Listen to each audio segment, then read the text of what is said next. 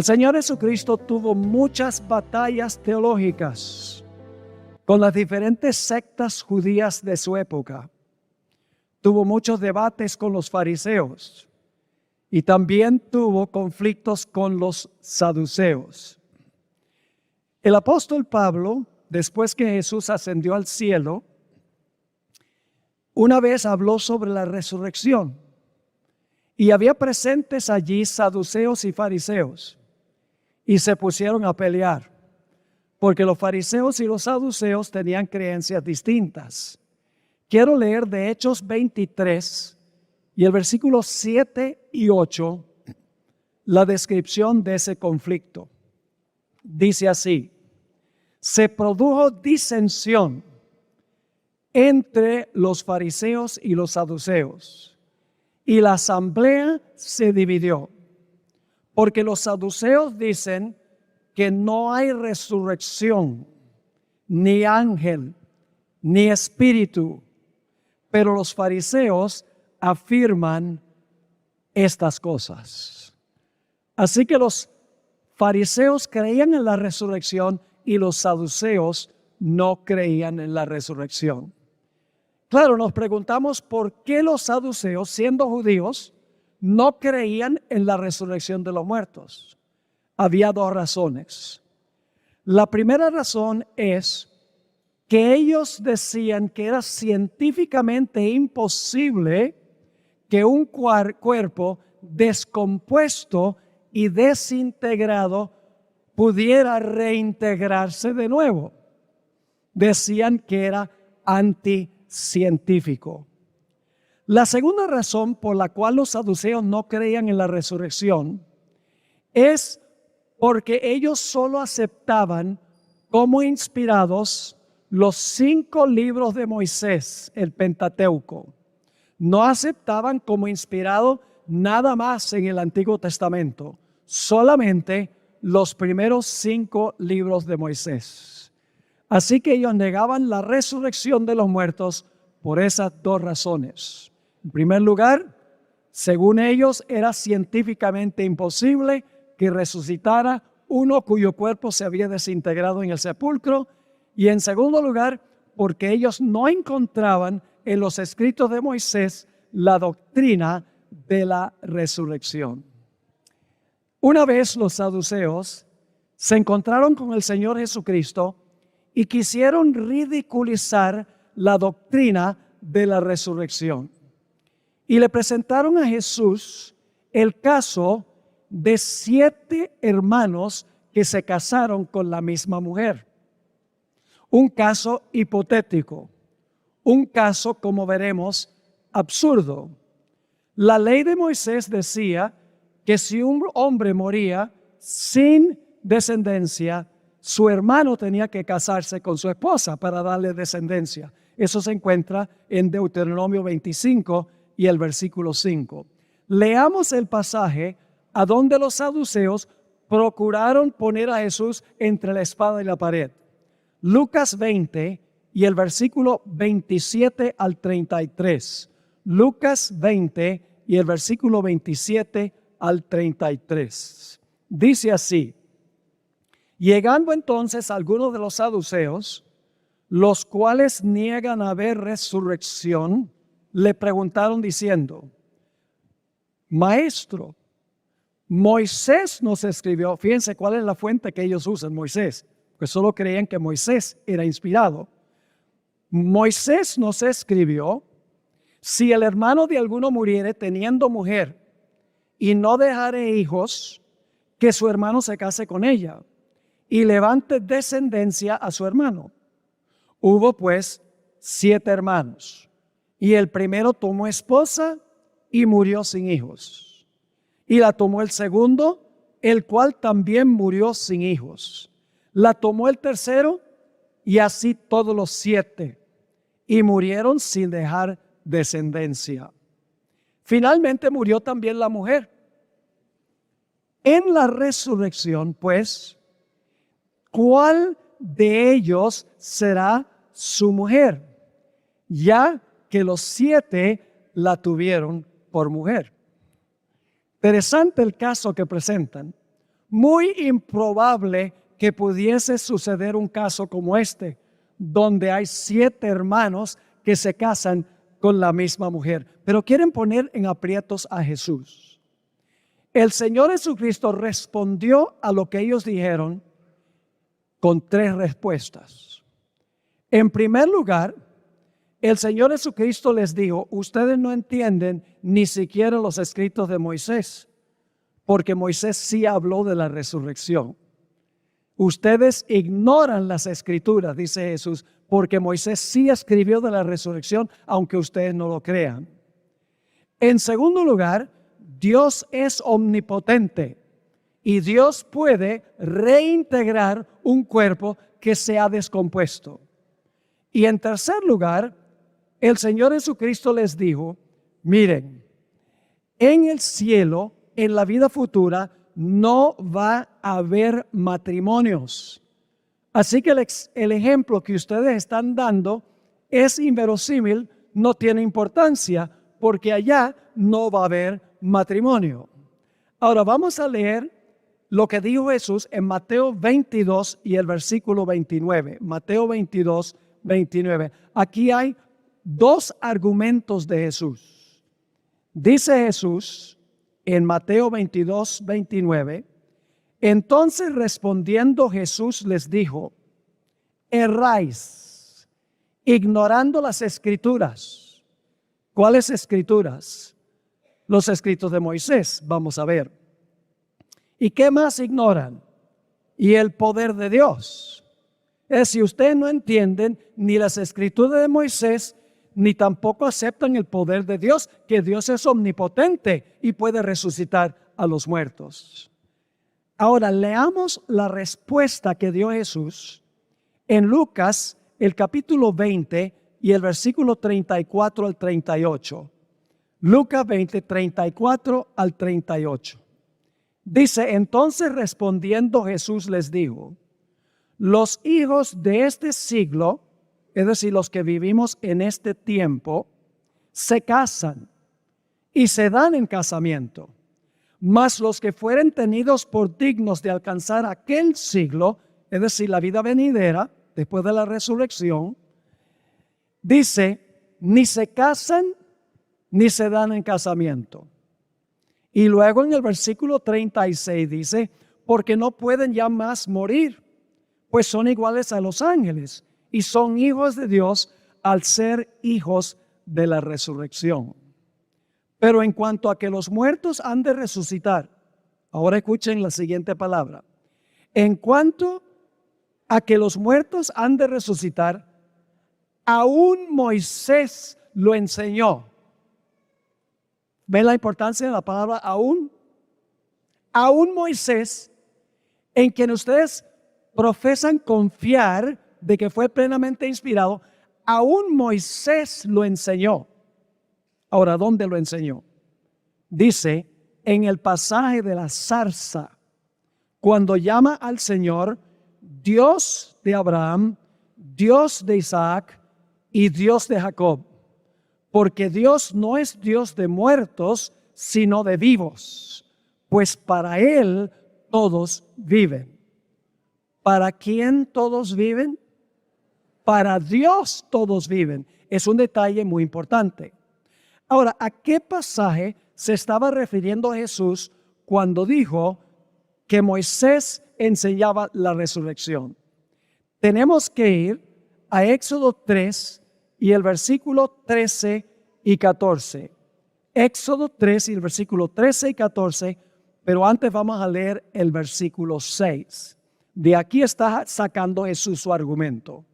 Dice en el versículo 6, Dios le está hablando a Moisés y dijo, yo soy el Dios de tu padre, Dios de Abraham, Dios de Isaac y Dios de Jacob.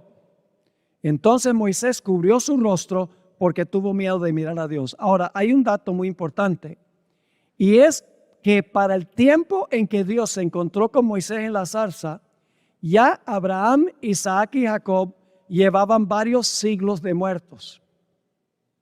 Y sin embargo, Dios no dijo, yo fui el Dios de Abraham, Isaac y Jacob mientras estaban vivos. El Señor Jesucristo dijo, después que los tres habían muerto, yo soy el Dios de Abraham, de Isaac y Jacob, porque para Él todos viven. Vamos a los versículos 13 y 14 ahora. Dijo Moisés a Dios, he aquí que llego yo a los hijos de Israel y les digo, el Dios de vuestros padres me ha enviado a vosotros. Si ellos me preguntaren, ¿cuál es su nombre? ¿Qué les responderé? Y respondió Dios a Moisés, yo soy el que soy. Y dijo, así dirás a los hijos de Israel, yo soy, me envió a vosotros. ¿Cuál es el nombre predilecto de Dios? No el que era, yo fui, ni el que será, yo seré, sino yo soy. Es decir, que aunque Abraham, Isaac y Jacob ya estaban muertos, para Dios, para Él estaban vivos. Ahora, ¿qué significa eso? Quiero leerles una cita muy interesante de una escritora donde ella explica el significado de yo soy. Dice así, yo soy significa una presencia eterna. El pasado, el presente y el futuro son lo mismo para Dios. ¿Cómo? El pasado, el presente y el futuro son lo mismo para Dios. Él ve los eventos más remotos de la historia pasada y los del futuro muy lejano con una visión tan clara como nosotros vemos las cosas que están ocurriendo a nuestro alrededor diariamente. ¡Qué cita extraordinaria! Ahora, nosotros que vivimos en la historia, para nosotros la historia tiene segmentos. Para nosotros la historia tiene pasado, tiene presente y tiene futuro. Pero Dios mira todo el periodo de la eternidad en una visión panorámica. Él ve todo simultáneamente al mismo tiempo.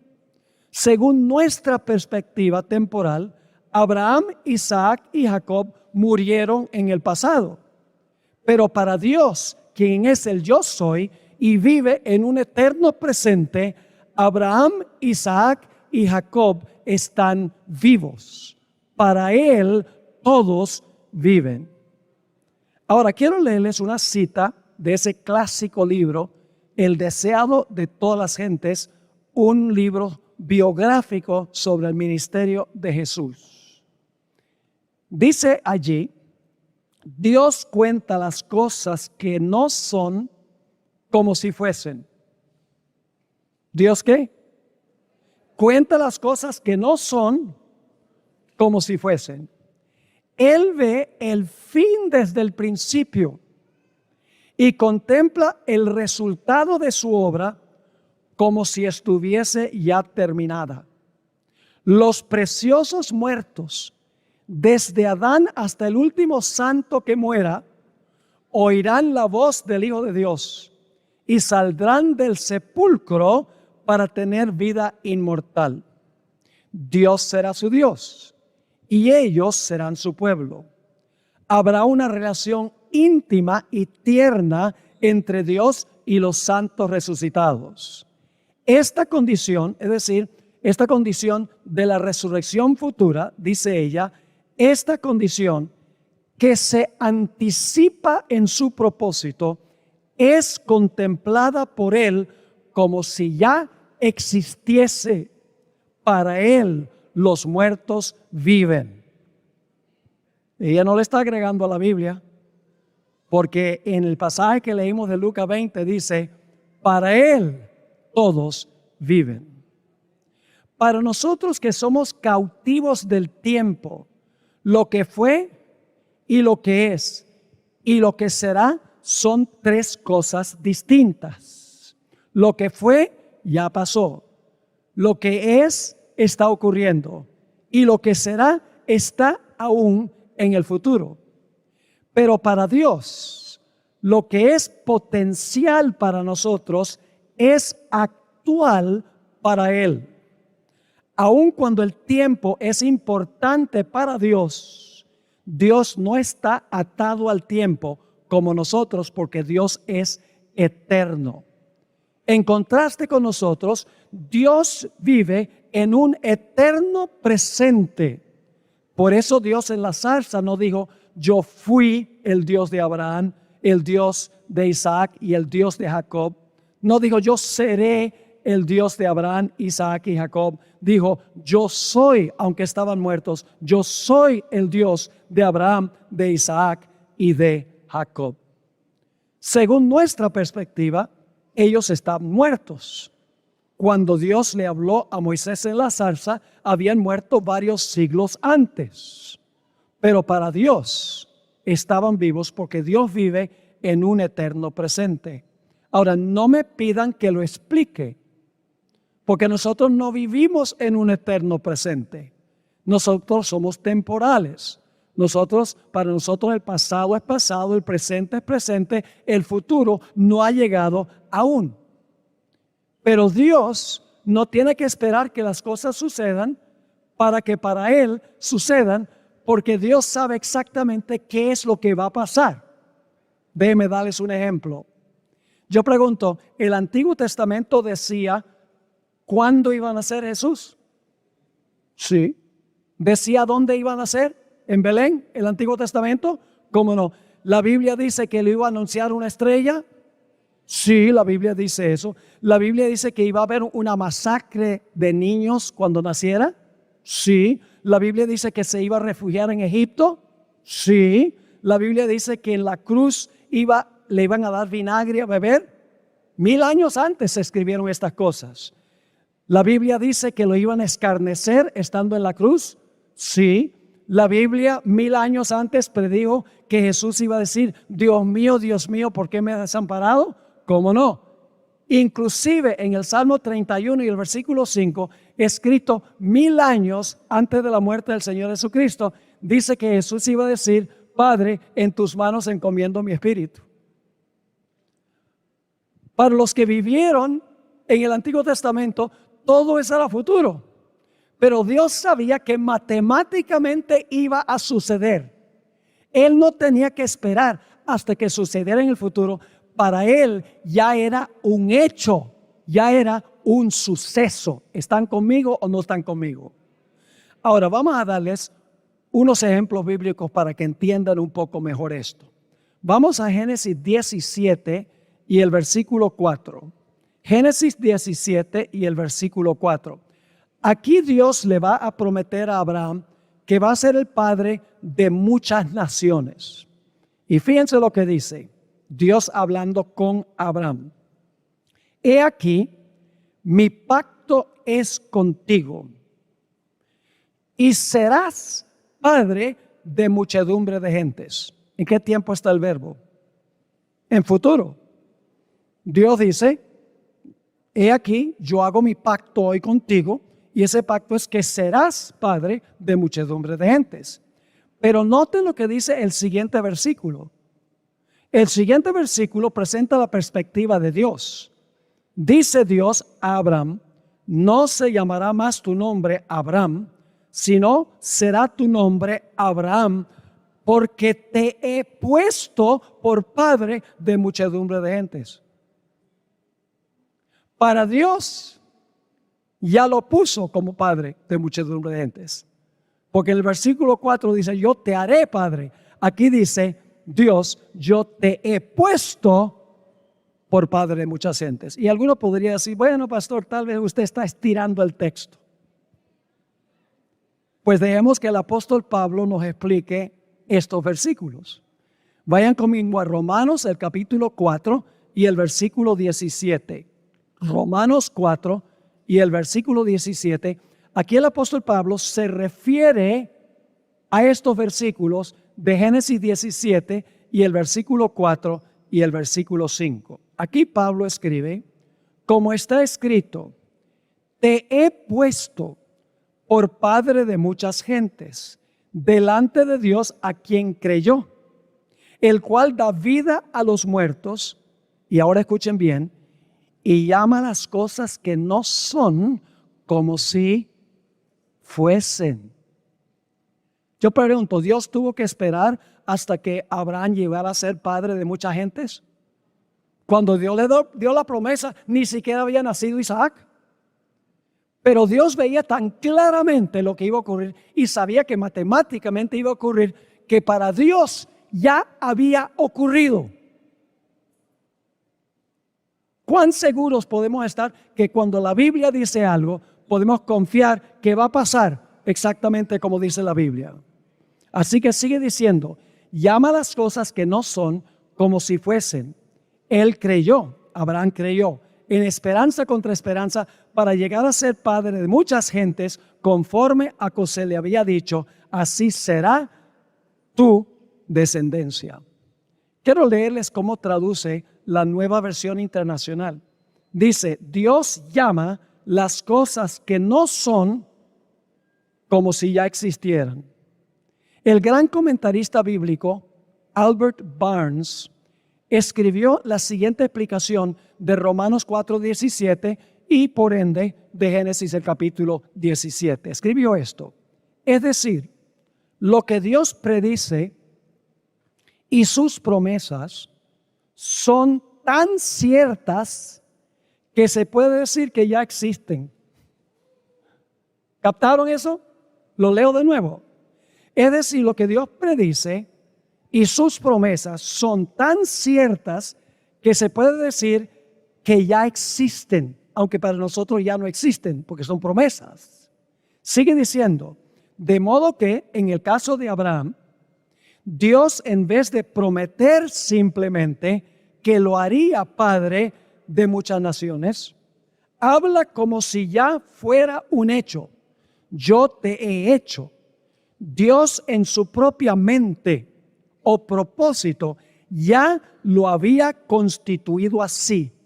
Y era tan cierto que iba a ocurrir que podía hablar como si ya fuera un hecho. Qué tremenda cita esta. Nosotros miramos el futuro y todavía no ha ocurrido. Yo pregunto, ¿Dios conoce el fin desde el principio? ¿Dios sabe exactamente lo que va a ocurrir? Entonces Dios tiene que esperar que ocurra para saber qué va a pasar. No, porque Dios vive en un eterno presente. El pasado, el presente y el futuro son lo mismo para Él. Permítame darles otro ejemplo. ¿Cuándo murió Jesús? A ver, dígame usted, ¿cuándo murió Jesús? ¿En qué año murió Jesús? En el año 31. ¿Murió en qué mes? En el mes bíblico de Nisan. ¿Qué día murió? El 14 de Nisan. ¿A qué horas murió? A las 3 de la tarde. Según nuestra perspectiva. Pero no son conforme a la perspectiva de Dios. Y ustedes dicen, ¿cómo es eso? Vayan conmigo a Apocalipsis 13 y el versículo 8. Apocalipsis 13 y el versículo 8. Está hablando de los que al final de la historia van a adorar a la bestia. Y dice lo siguiente, y la adoraron todos los moradores de la tierra, cuyos nombres no estaban inscritos en el libro de la vida del Cordero. Ahora escuchen esto, que fue inmolado desde el principio del mundo. ¿Cuándo fue inmolado Jesús? ¿Cuándo? Según la perspectiva de ¿quién? De Dios. ¿Creen ustedes que Dios sabía el año y el mes y el día y la hora que iba a morir Jesús? Entonces, ¿en qué dimensión vive Dios? Para Dios eso era presente porque era absolutamente real que iba a ocurrir. ¿Están entendiendo esto?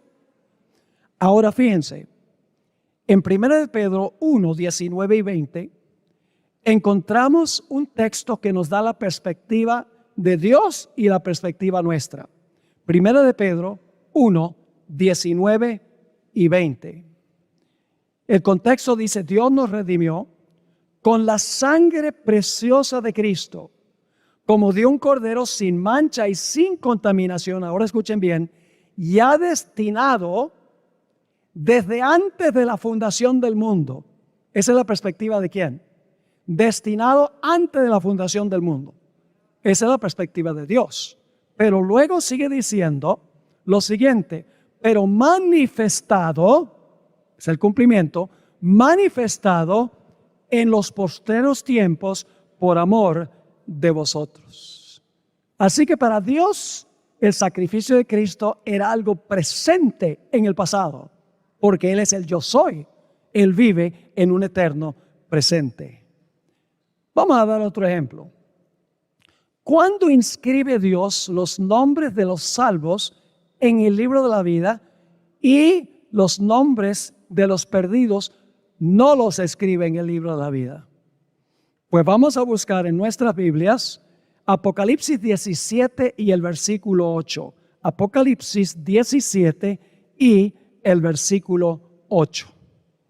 Aquí está hablando de la bestia que va a gobernar al final de la historia y los que adoran a la bestia. Dice allí en Apocalipsis 17, 8, la bestia que has visto era y no es, y está para subir del abismo e ir a perdición. Y los moradores de la tierra, ahora escuchen bien, los moradores de la tierra, aquellos cuyos nombres no están escritos, ¿desde cuándo? Desde la fundación del mundo en el libro de la vida, se asombrarán viendo la bestia que era y no es y será. ¿Cuándo es que los nombres de los impíos no estaban en el libro de la vida? Aquí dice, desde la fundación del mundo. Entonces, por ende, ¿cuándo son escritos los nombres de los salvos en el libro de la vida? Tendría que ser desde la fundación del mundo. Y algunos dirán: pastor, usted está en terreno peligroso aquí. Está hablando de la predestinación. Sigan escuchando. Hay cosas muy importantes que vamos a notar aquí. Según este texto, los nombres de los impíos no son escritos en el libro de la vida desde la fundación del mundo. Los nombres, por ende, de los salvos son inscritos en el libro de la vida desde la fundación del mundo. Pero ahora voy a leer de una escritora en una matutina, La maravillosa gracia de Dios, página 143, donde ella dice que nuestros nombres son inscritos en el libro de la vida cuando nos bautizamos. Entonces, ¿contradice la Biblia esta escritoria? ¿Creen que contradice la Biblia? No. Noten la cita. Esta cita viene de La maravillosa gracia de Dios, página 143. El Padre, el Hijo y el Espíritu Santo, poderes infinitos y omnisapientes, reciben a los que entran verdaderamente en una relación de pacto con Dios. Están presentes en cada bautismo. ¿Quiénes están presentes en cada bautismo? El Padre, el Hijo y el Espíritu Santo. Están presentes en cada bautismo para recibir a los candidatos que han renunciado al mundo y recibido a Cristo en el templo del alma. Estos candidatos que se bautizan, estos candidatos se han integrado a la familia de Dios y sus nombres son inscritos en el libro de la vida del Cordero. ¿Cuándo son los nombres escritos en el libro de la vida del Cordero? Cuando una persona que se bautiza. ¿Pero acaso no leímos que se escribe desde la fundación del mundo? ¿Cómo reconciliamos esas dos ideas? La única forma es conforme a lo que hemos estado hablando. Desde la perspectiva de quién estaban los nombres en el libro de la vida desde el principio del mundo. ¿La perspectiva de quién?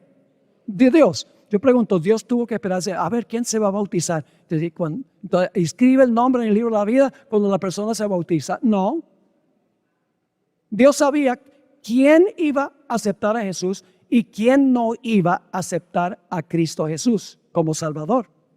No es que Dios dijo, bueno, yo, porque soy soberano, yo digo, desde antes de la fundación del mundo, esta gente se salva y esta gente se pierde.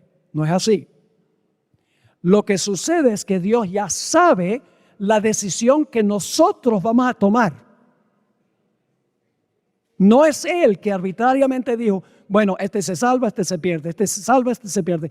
Pero Dios ya sabe quién va a escoger salvarse y quién va a escoger perderse. Él sabe quién va a escoger bautizarse y quién va a rechazar el llamado. Dios no tiene la culpa por la elección que nosotros tomamos. ¿Me están entendiendo la diferencia? Hay una diferencia entre la predestinación y la predeterminación. Ahora, ¿qué significa eso? En el Nuevo Testamento se usa una palabra o dos palabras muy relacionadas. La palabra prognosis. Prognosis significa conocer algo de antemano. Conocer algo antes que suceda. Prognosis. Ahora quiero leerles un versículo de la Biblia que usa esa palabra prognosis. De ahí viene nuestra palabra prognosticar. ¿Qué significa prognosticar? Significa anunciar un resultado antes que ¿qué? Antes que suceda. Lo usan, por ejemplo, los expertos en decir cómo va a ser el clima. Ellos pronostican el tiempo, pero es el único trabajo a donde pueden equivocarse el 50% del tiempo y todavía conservar su trabajo.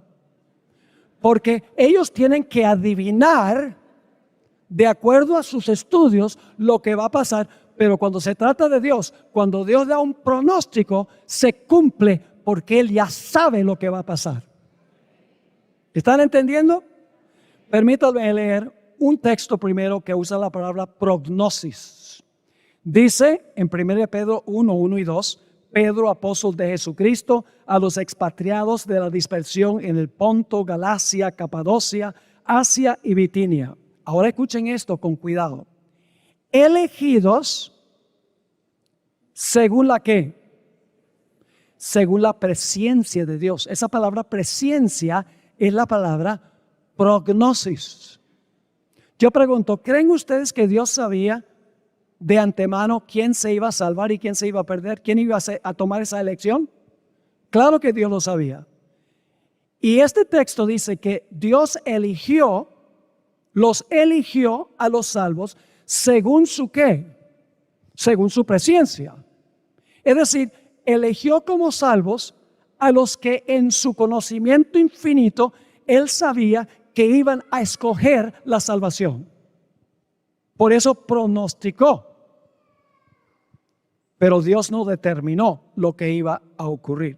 La otra palabra es proginosko, es la forma verbal de esa palabra, que significa nuevamente anunciar algo antes que suceda. Ahora, usemos el caso de un médico. Yo pregunto, ¿los médicos dan pronósticos? Hacen un examen y dicen, bueno, siento mucho, pero tienes 6 meses para vivir. Y luego yo conozco personas que han vivido 30 años después. Se equivocaron en el pronóstico. Esa es la palabra que se usa aquí. Proginosko. Ginosco significa conocer. Pro, cuando se le pone a la palabra, significa de antemano. Es decir, Dios elige a la persona de acuerdo al conocimiento que Él tiene de la decisión que va a tomar esa persona. Pero no es Dios el que escoge. Dios sabe qué vamos a escoger. Es muy diferente. Por eso, si nos perdemos, la responsabilidad es de ¿quién? Nuestra, no de Él. No le podemos echar. La predestinación, como le enseñan muchas iglesias, es que Dios, desde cuando nosotros nacemos, dice, mala suerte, yo te escojo para perderte. Buena suerte, yo te escojo para que te salves. No es así. Esa no es la predestinación de Dios. Dios predestina conforme a su conocimiento de la decisión que la persona va a tomar, porque Dios conoce el fin desde el principio. Noten Isaías 46 y el versículo 9 y 10. Isaías 46, 9 y 10. Esto es lo que distingue al verdadero Dios de todos los falsos dioses, de todos los falsos pretendientes. Dice en Isaías 46, 9, acordaos de las cosas pasadas desde los tiempos antiguos, porque yo soy Dios, dice el Señor, yo soy Dios y no hay otro Dios y nada hay semejante a mí. ¿Por qué no hay otro Dios semejante al verdadero Dios? Aquí viene la explicación. Que anuncio lo por venir, ¿desde cuándo? Desde el principio. Y desde la antigüedad, lo que aún no era ¿qué?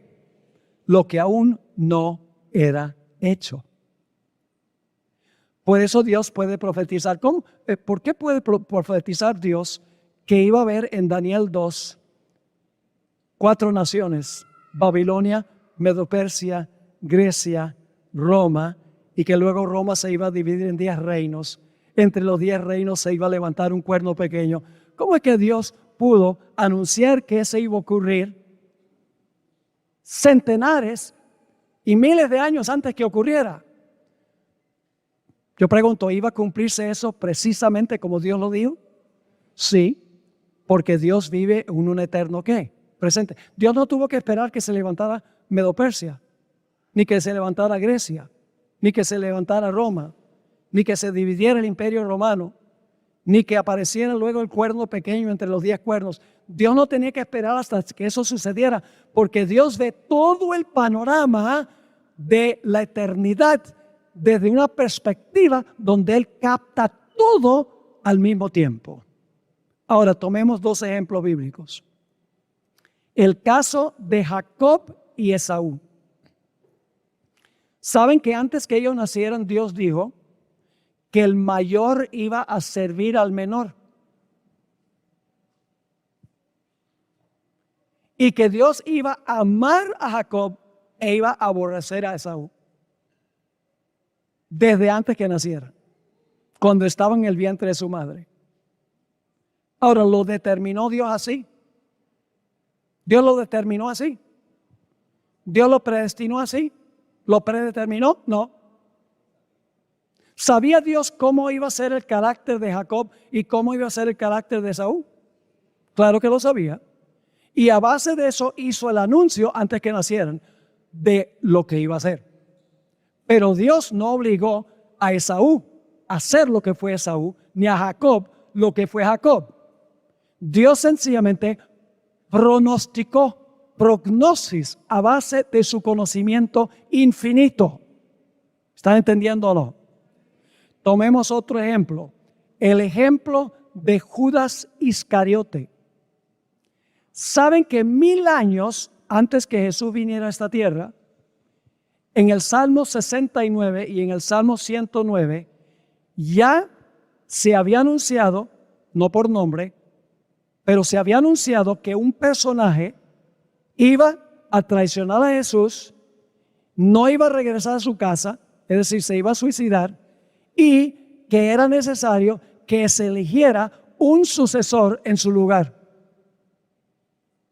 El apóstol Pedro se refirió a esto en Hechos el capítulo 1 y el versículo 20, a donde iban a elegir al sucesor de Judas. Pedro citó los salmos. Él dijo, esto ya había sido anunciado, ya Dios lo pronosticó. Dios no lo determinó.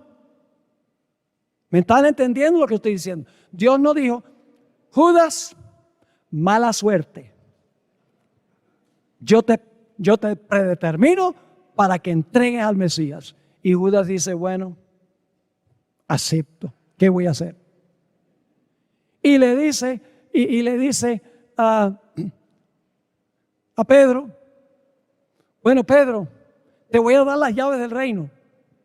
No se las había dado, pero era tan seguro que le iba a dar las llaves del reino, como si hubiera ya sucedido.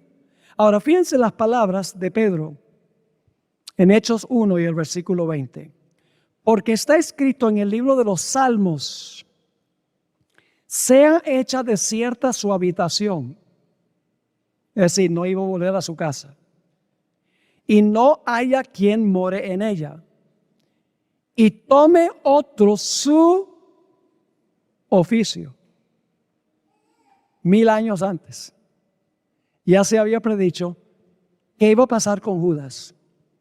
Pero no porque Dios lo determinó así, sino porque Dios sabía el carácter que Judas iba a desarrollar por su propio libre albedrío, por su propia elección. Ahora déjenme darles una ilustración para que puedan entender un poco mejor. Quiero que se imaginen un tren. ¿Hay trenes aquí en Costa Rica? Yo vi unos rieles por ahí. Nunca sabía que en Costa Rica había trenes. Pero quiero que se imaginen unos rieles de un tren, y el tren viene por el riel y llega a una encrucijada a donde hay rieles que van a la derecha y otros rieles que van a la izquierda. Ahora, hay dos formas en que el tren puede ir para un lado o para otro lado. Puede haber una persona fuera del tren a control remoto, controlando en qué dirección se mueve el tren cuando llega a la encrucijada.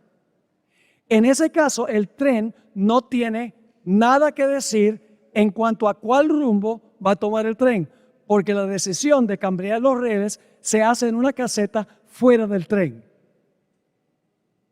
Pero hay otra forma, y es que el conductor del tren tenga un control remoto en el tren y que el conductor del tren sea el que decide si el tren va por la derecha o si va por la izquierda. Esto ilustra la diferencia entre la predestinación como la enseña el mundo cristiano y la predestinación como lo enseña la Sagrada Escritura. Nosotros somos, por así decirlo, el tren. Llegamos a la encrucijada de la salvación o de la perdición. ¿A dónde está el control que determina por qué lado vamos? Dentro del tren, con el conductor del tren, nosotros llegamos a la encrucijada, escoge la salvación y la vida, la perdición y la muerte. Es decir, el control lo tenemos nosotros cuando llegamos a la encrucijada. Pero no es el caso, como enseñan muchos, que cuando nosotros llegamos a la encrucijada, Dios está en una caseta fuera del tren y entonces llega este tren y dice: mala suerte, te vas para el lado izquierdo. Ah, tú eres uno de mis favoritos, vas para el lado derecho. Y Dios, fuera del tren, cambia los rieles. ¿Te está quedando claro?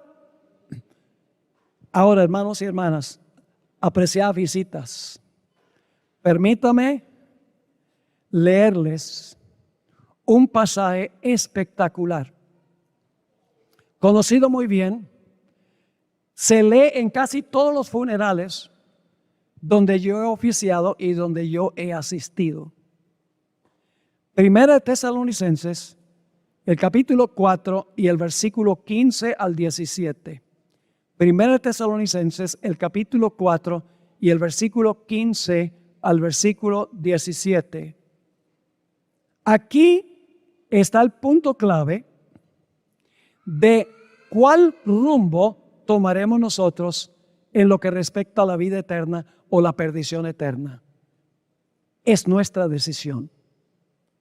Fíjense lo que dice allí, 1 Tesalonicenses 4 y el versículo 15. Por lo cual os decimos esto en palabra del Señor, que nosotros que vivimos, que habremos quedado hasta la venida del Señor, es decir, los que van a estar vivos cuando Jesús venga, que no van a pasar por la muerte física, no precederemos a los que durmieron. Los que están vivos no van a ir al cielo antes que los que murieron. Versículo 16. Porque el Señor mismo con voz de mando, con voz de arcángel y con trompeta de Dios descenderá del cielo y los muertos en Cristo, esa es la clave. ¿Qué clase de muertos? Los muertos en Cristo resucitarán primero. Los muertos en Cristo resucitarán primero. Luego nosotros los que vivimos, los que hayamos quedado, seremos arrebatados juntamente con ellos en las nubes para recibir al Señor en el aire, y así estaremos siempre con el Señor. Ahora surge la pregunta, ¿cómo llegamos nosotros a estar en Cristo? Saben, yo viajo muchísimo. Mi esposa me dice que viajo demasiado y tiene razón. En una sola empresa aérea, yo he viajado en los últimos 20 años más de 9 millones de kilómetros. En una sola empresa, y viajo por otras también. Y no falta alguien que me pregunte, Pastor Bor, ¿usted no tiene miedo de montarse en un avión? Yo le digo, no tengo ningún miedo. ¿Por qué voy a tener miedo? Porque el avión se puede caer. ¿Y cuál es el problema? Se muere. ¿Y cuál es el problema? Un cristiano que está en Cristo no tiene miedo de morir, porque está en Cristo. Y los que están en Cristo van a resucitar. Los muertos en Cristo resucitarán primero. Ahora la pregunta clave es, ¿cómo llegamos a estar en Cristo? ¿En qué momento llegamos nosotros a estar en Cristo? La Biblia tiene la respuesta. Gálatas 3 y el versículo 26 al 28. Gálatas 3, 26 al 28. Dice allí, pues todos sois hijos de Dios por la fe en Cristo Jesús. Porque todos los que habéis sido, ¿qué? Bautizados, y luego ¿qué dice? Bautizados en Cristo, de Cristo estáis revestidos. Qué tremendo versículo. ¿Cómo llegamos a estar en Cristo? A través del bautismo. Los que han sido bautizados en Cristo. Ahora, yo me imagino que habrá gente aquí que no ha visto un bautismo como lo enseña la Biblia. La Biblia enseña que una persona debe bautizarse cuando entiende lo que está haciendo. La Biblia no apoya el bautismo de infantes, porque la Biblia dice que una persona tiene que arrepentirse, tiene que confesar sus pecados y tiene que confiar en los méritos de Cristo Jesús como Salvador. Esas son las condiciones. Tampoco la Biblia enseña que el bautismo debe ser por aspersión, con un poco de agua sobre la cabeza. Ese bautismo, según la Biblia, no es válido.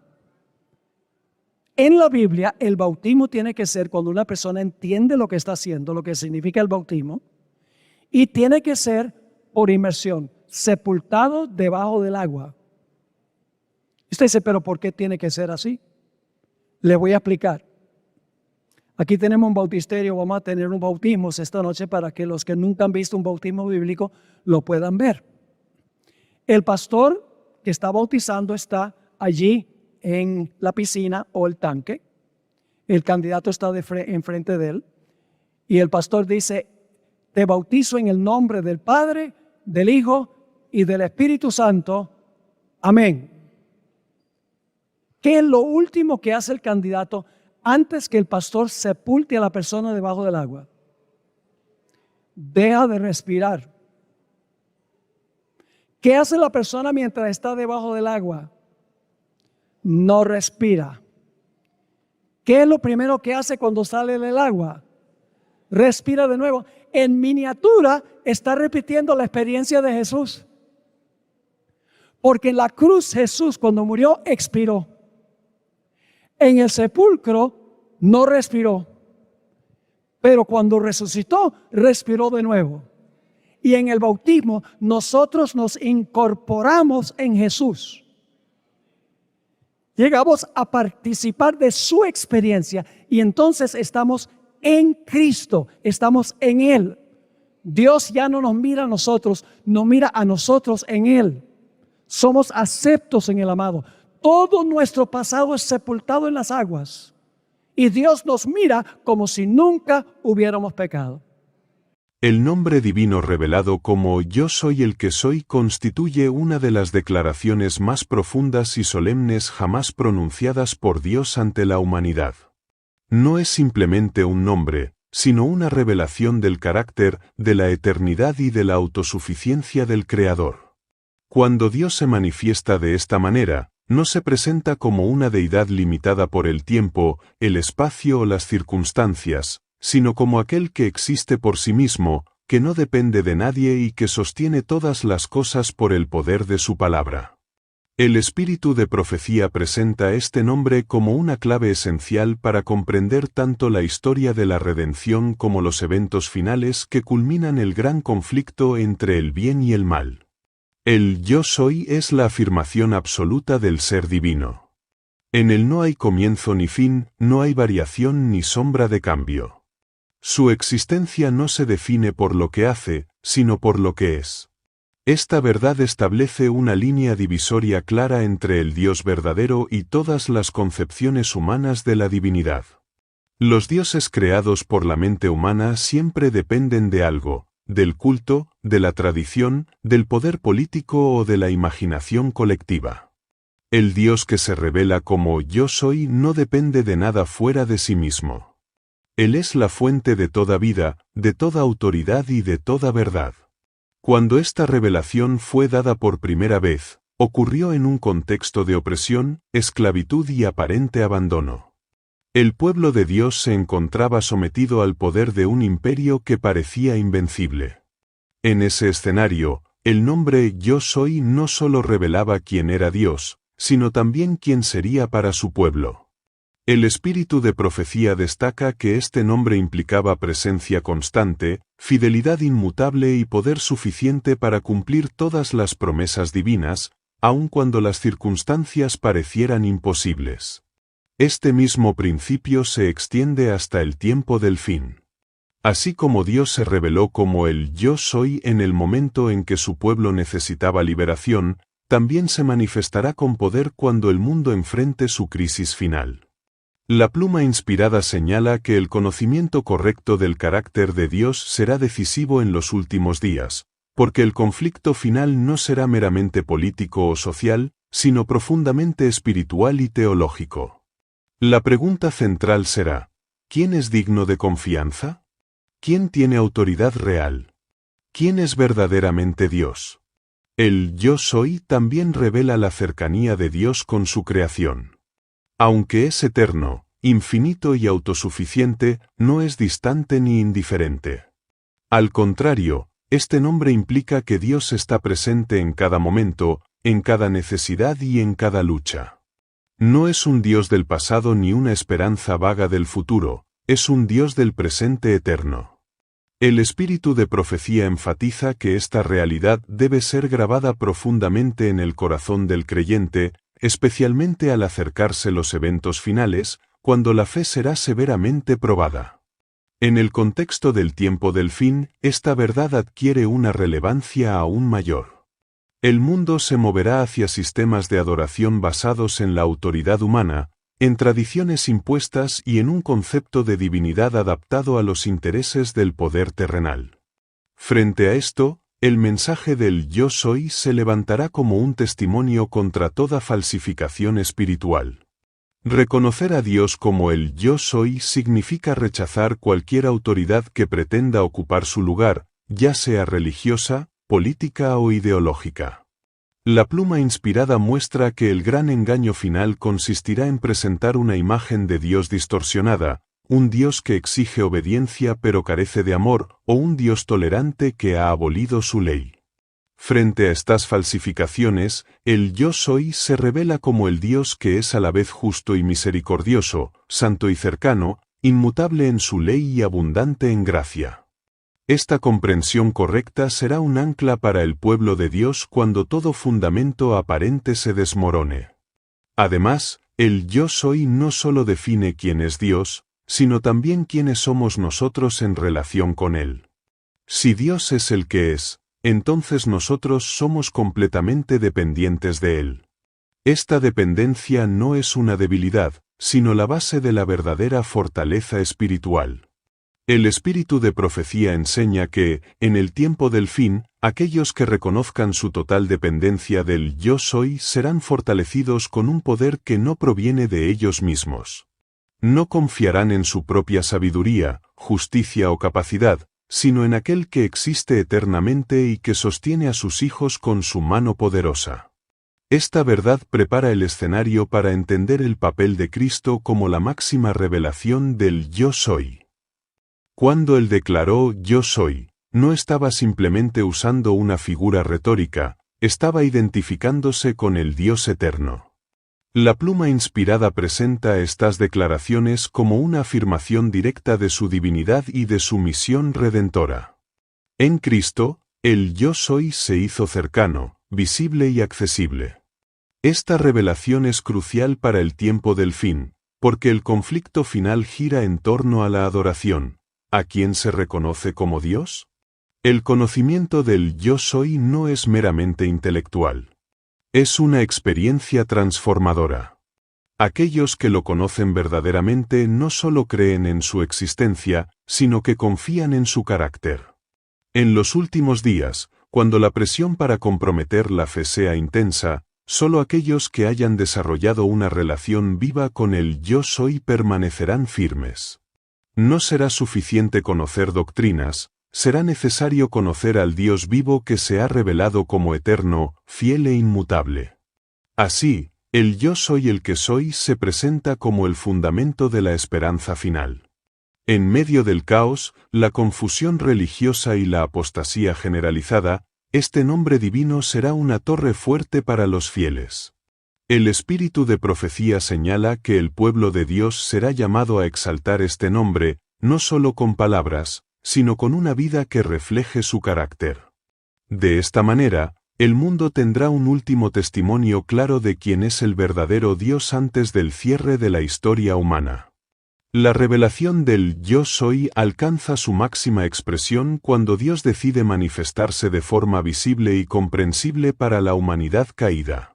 El espíritu de profecía presenta a Cristo como la encarnación viva de esa declaración eterna.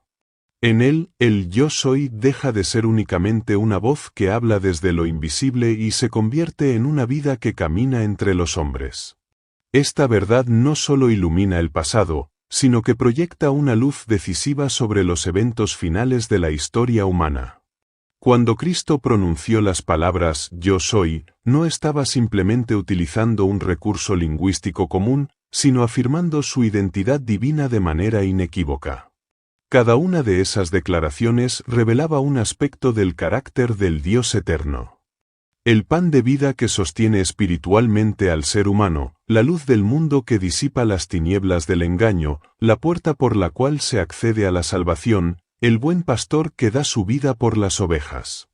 La pluma inspirada señala que estas declaraciones no solo tenían un significado para quienes las escucharon en ese tiempo, sino que estaban destinadas especialmente a fortalecer la fe del pueblo de Dios en los momentos más oscuros del conflicto final.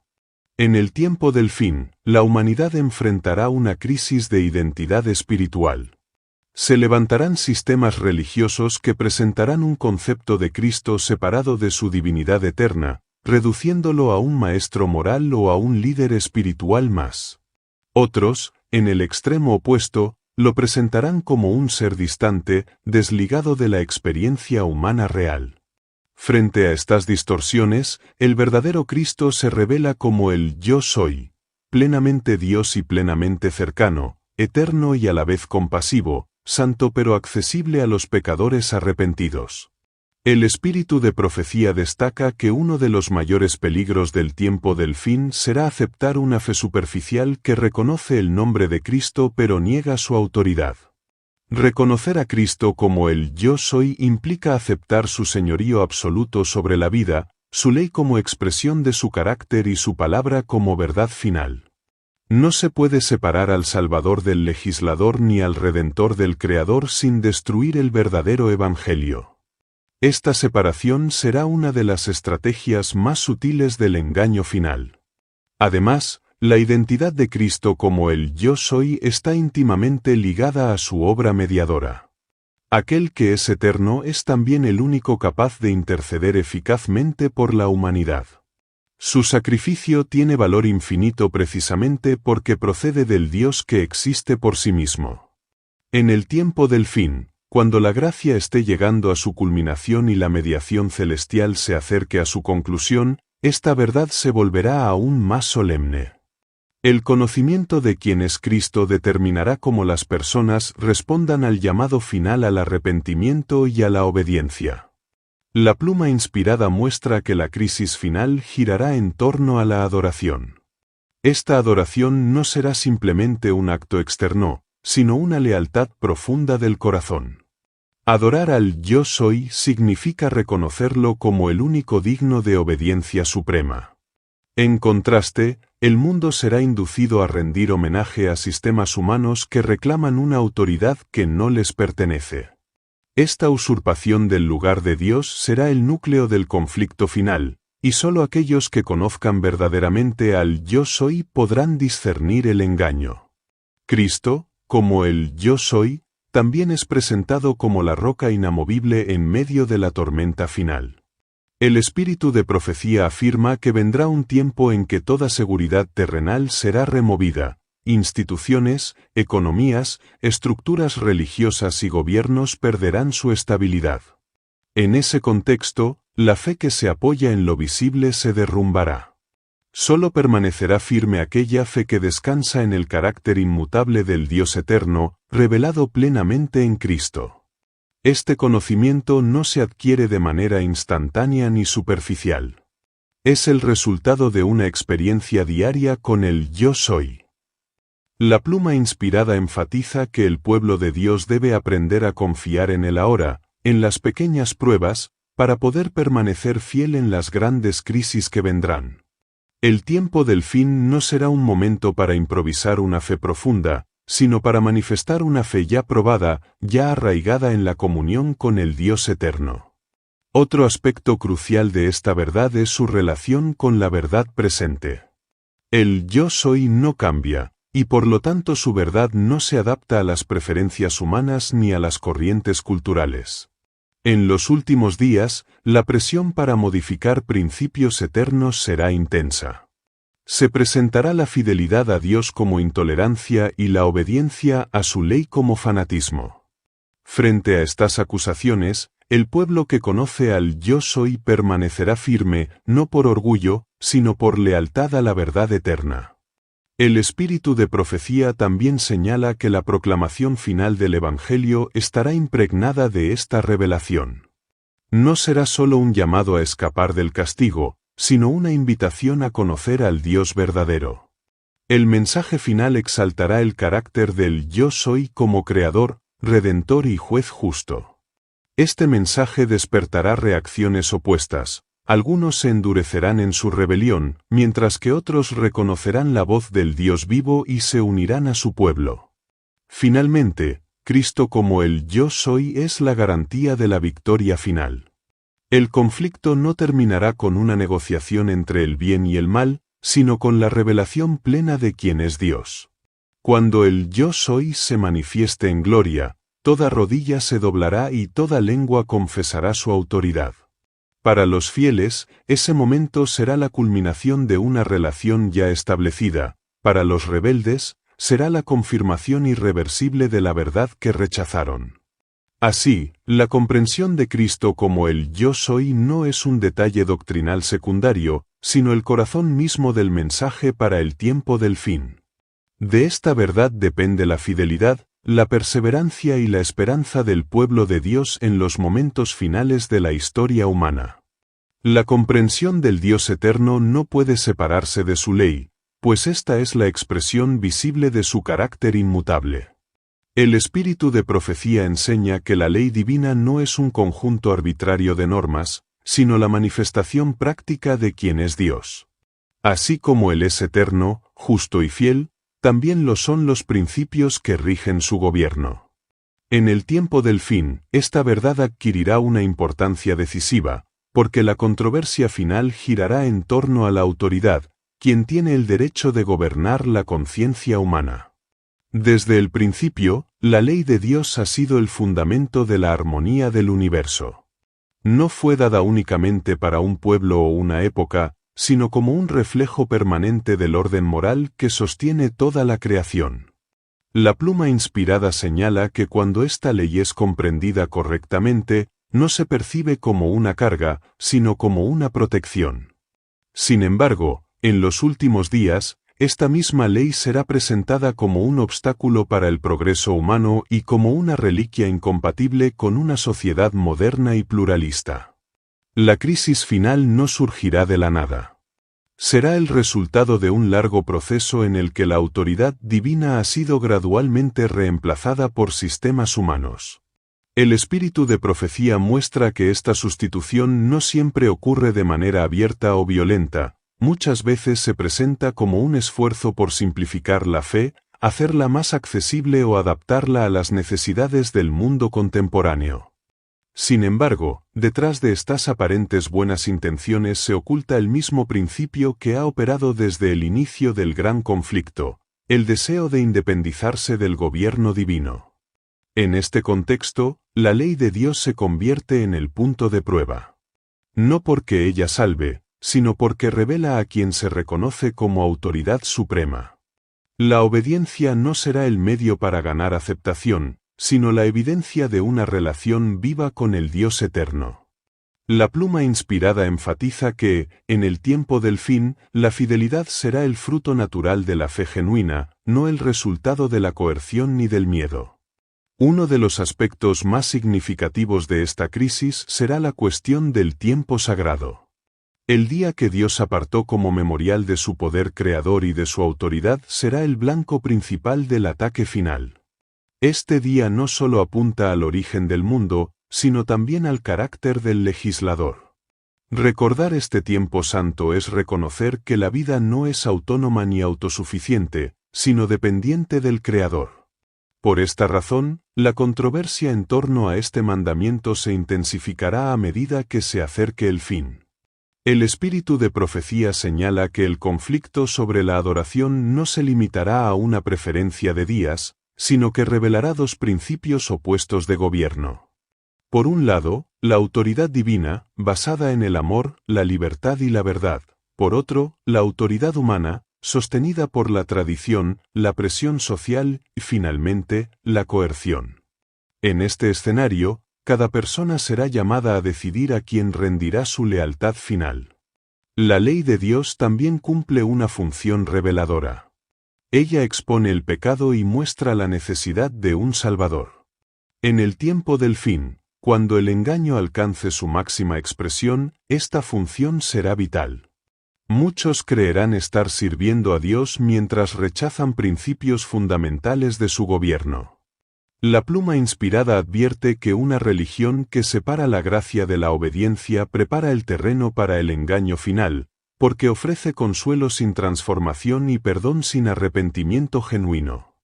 A medida que la crisis avance, el pueblo fiel será llevado a una experiencia más profunda de dependencia espiritual.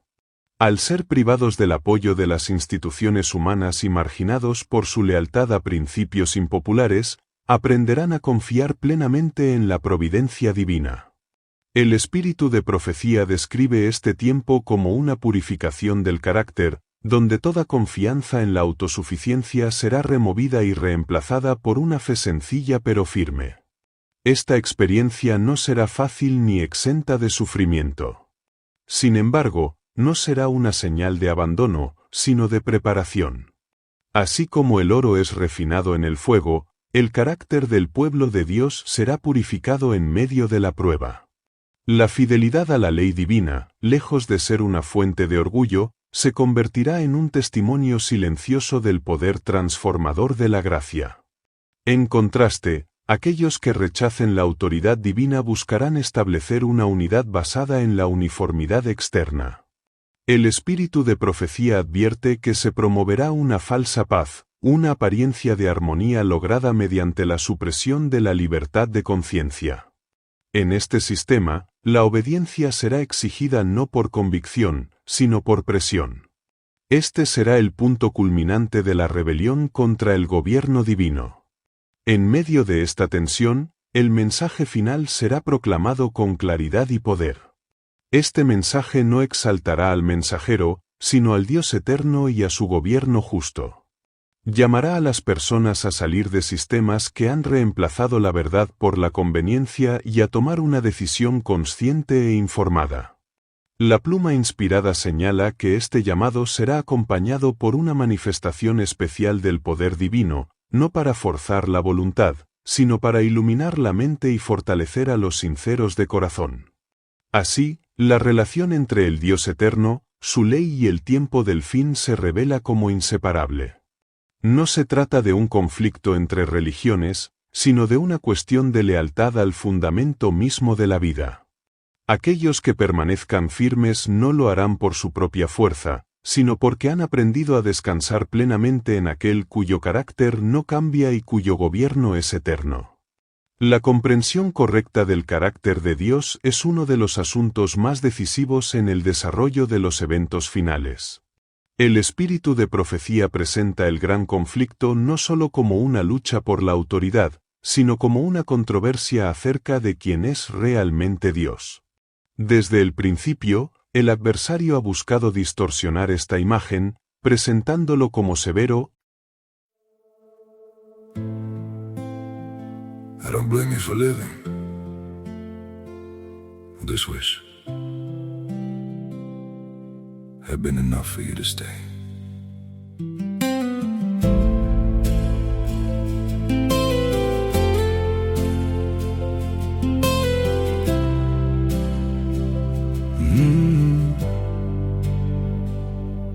I saw it coming in the way you changed, in the silence between your words.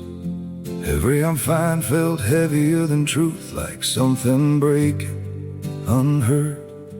I tried to fix what I didn't understand, held on tighter as you slipped away. But love can't grow where it's already gone. I don't blame you for living this wish had been enough for you to stay.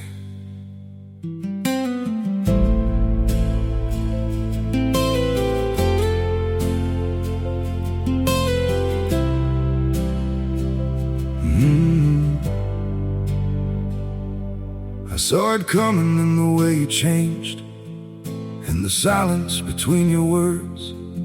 Every I'm fine felt heavier than truth, like something breaking unheard. I tried to fix what I didn't understand, held on tighter as you slipped away. But love can't grow where it's already gone. I don't blame you for living this wish had been enough for you to stay.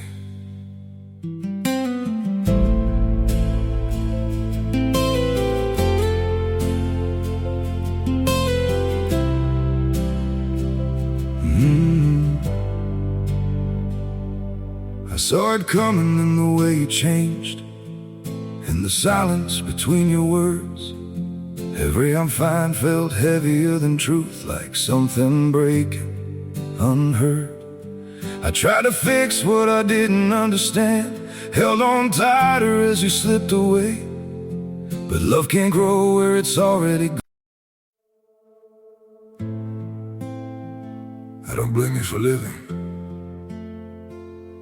this wish. Arbitrario y distante.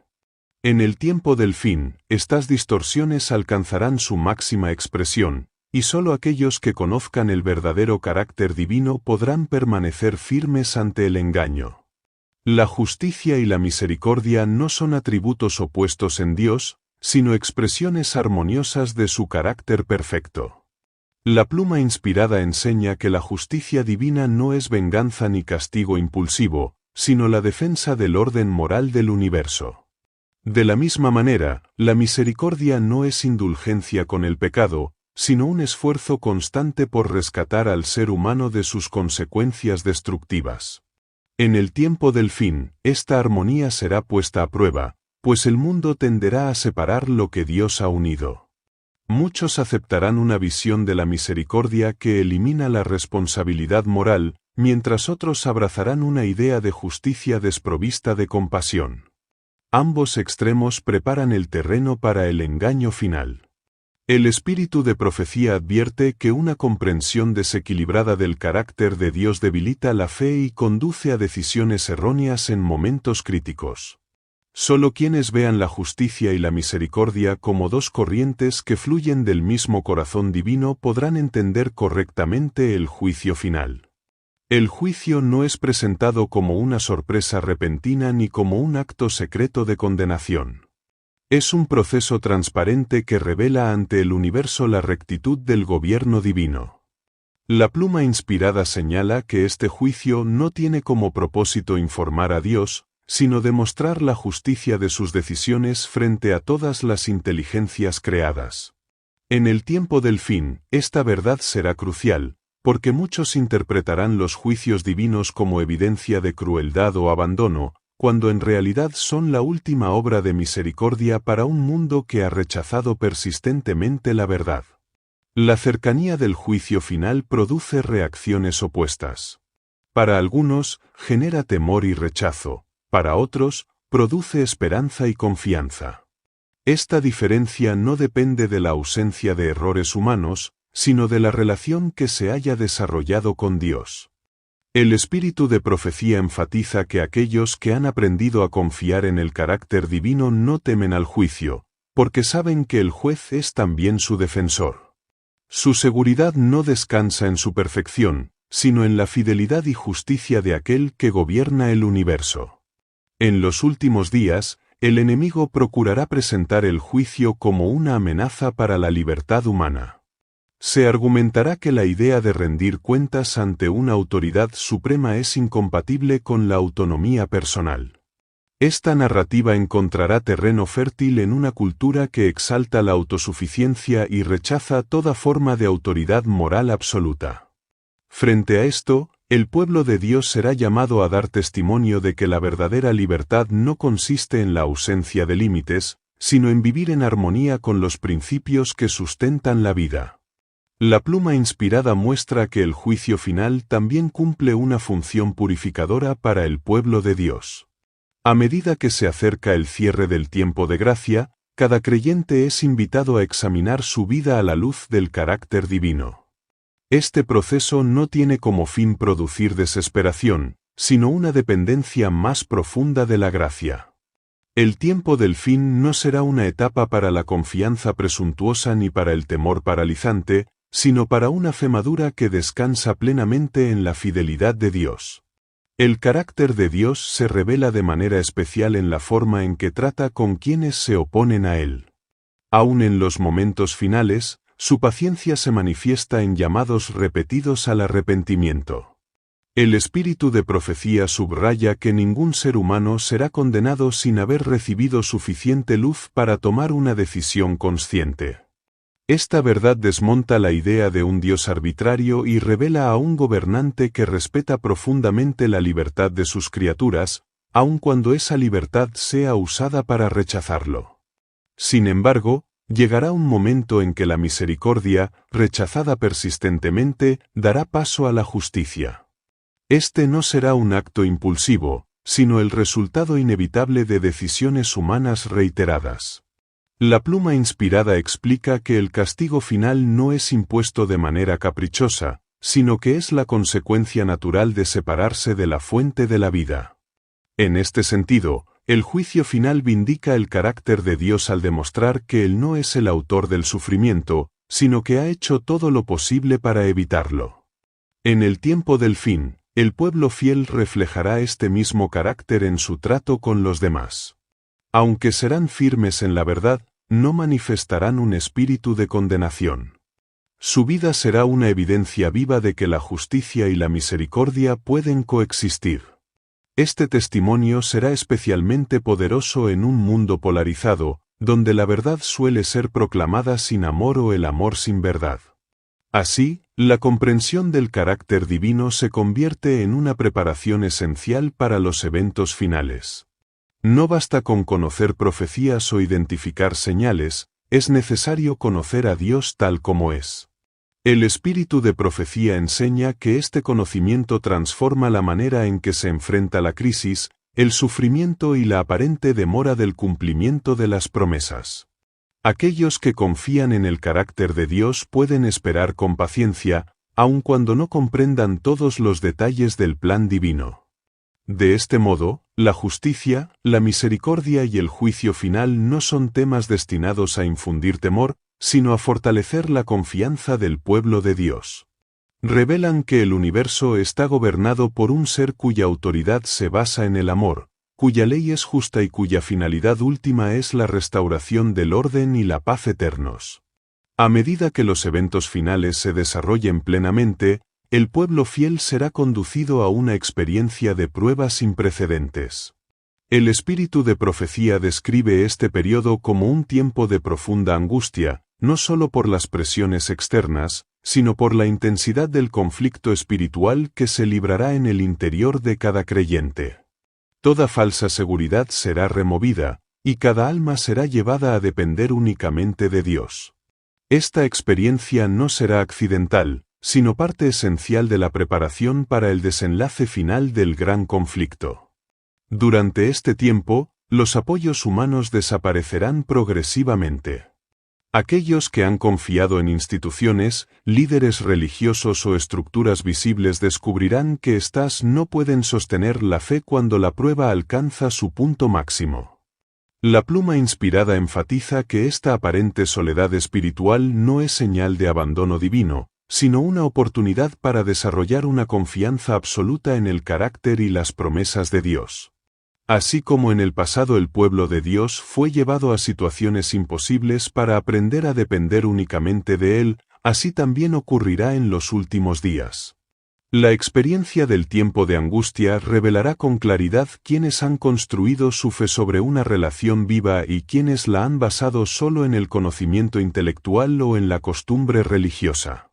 El espíritu de profecía señala que muchos que parecían firmes vacilarán cuando la fe deje de ser socialmente aceptable y se convierta en motivo de persecución. En contraste, aquellos cuya confianza está arraigada en una experiencia personal con Dios manifestarán una fortaleza que no proviene de ellos mismos. En este periodo crítico, el pueblo fiel no será preservado del sufrimiento, pero sí será sostenido en medio de él.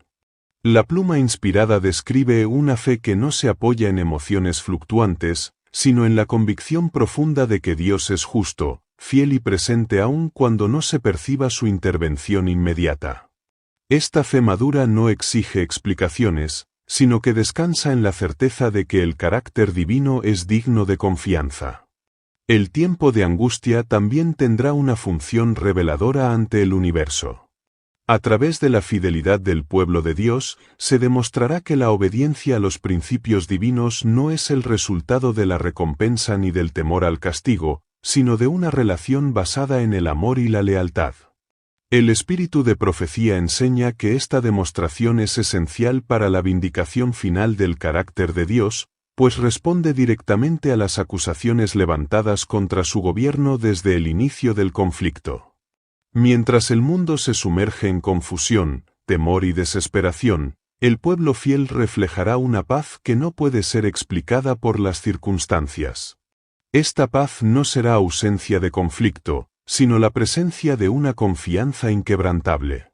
La pluma inspirada muestra que esta experiencia será uno de los testimonios más poderosos del tiempo del fin, pues revelará que el Dios al que sirven es suficiente para sostenerlos aún en la hora más oscura.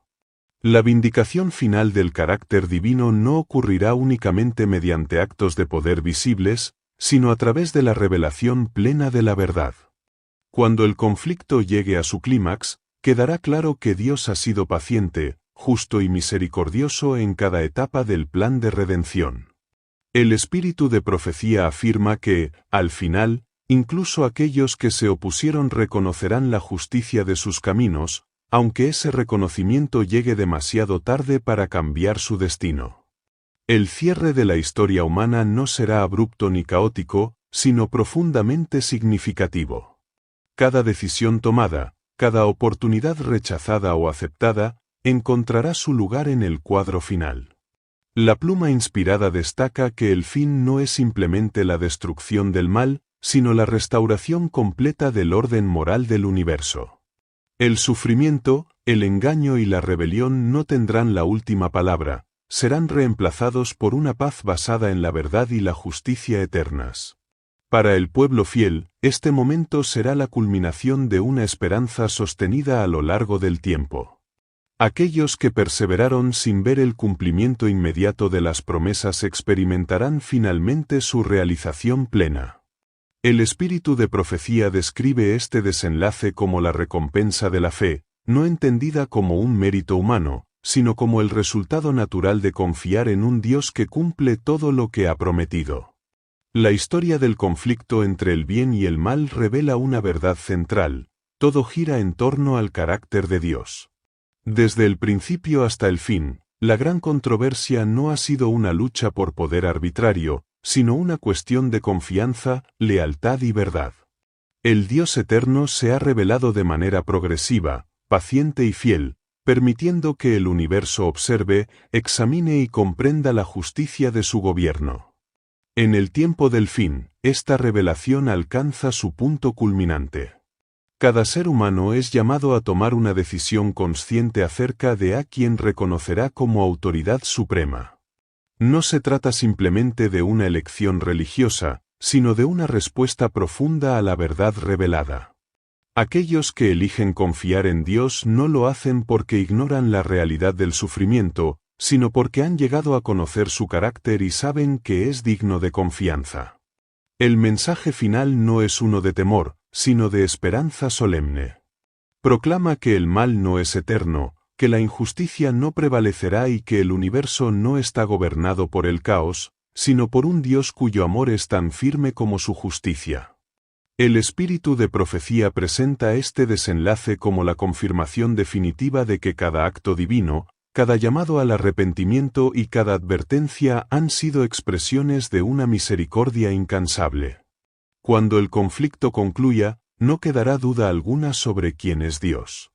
Su carácter será vindicado, su ley reconocida como justa y su gobierno aceptado como el único fundamento seguro para la vida. El pueblo que permaneció fiel no será exaltado por su resistencia, sino que glorificará a aquel que lo sostuvo cuando sus fuerzas eran insuficientes. Así, la historia humana no termina en derrota, sino en restauración. La verdad triunfa, la fidelidad es recompensada y el carácter divino resplandece sin sombra alguna de duda. Este es el legado eterno del gran conflicto y la esperanza segura para todos los que, en medio de la oscuridad, decidieron confiar plenamente en Dios. Hoy más que nunca vivimos tiempos decisivos. La verdad profética no fue dada para satisfacer la curiosidad, sino para preparar corazones y fortalecer la fe. Cada mensaje compartido es una oportunidad para despertar conciencias y dirigir las miradas hacia lo eterno. Si este contenido ha sido de bendición para tu vida, suscríbete al canal Alerta Profética y acompáñanos en la proclamación de los mensajes que el mundo necesita escuchar antes del fin. Comparte este video, porque quizás sea el instrumento que Dios use para alcanzar a alguien más. Juntos, sigamos velando, aprendiendo y anunciando la verdad con fidelidad y esperanza.